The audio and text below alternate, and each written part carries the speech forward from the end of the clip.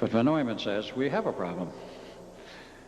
I had to study this, find out what we got to do to try and prevent this problem with personnel.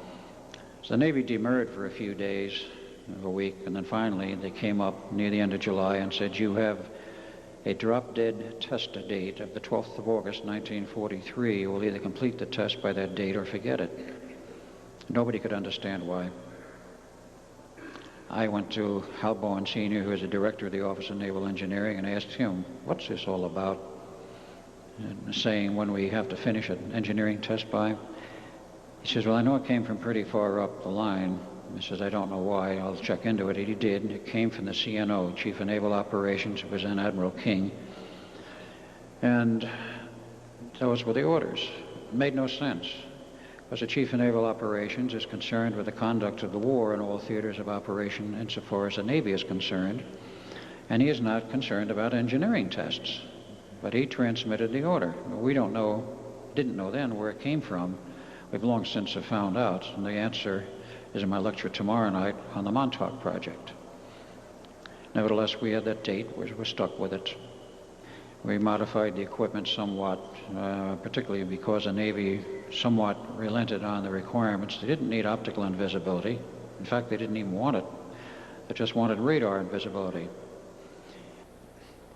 And I will also mention before I start the slides that this project was sabotaged and crashed on the night of 12 August 1983, and how I will go into in the slides. Osiris incarnate for us to be our link back to the Spirit Star constellation, and Osiris stands with the belt of Orion.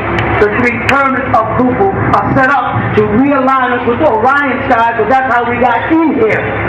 We got to go back out the same way, then off the Spirit Star constellation. So the Ankh, as the key when they enter into the shrine, is the door, the key to open the door from this world into eternity. The physical world is 120 years, and the spiritual world is boundless. So the infinite side is our spiritual, and the finite side is our physical. So we hold the key to the infinite while we walk through the light of the finite. You know what I'm saying? Waiting to open the door, but every man opens the door himself. His what they call art. His part, his calm, his part, and his art takes its essence on that great ship and sails it into the next world and travels in what they call the shaft in engineering. Right? His name is in his computer.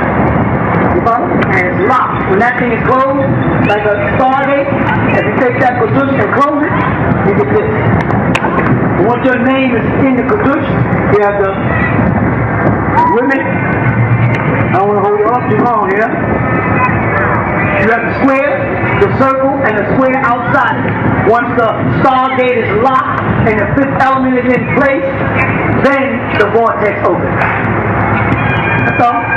Not as complicated as time. Make sound spooky. Don't believe it. Wait for it to happen. But be in the box.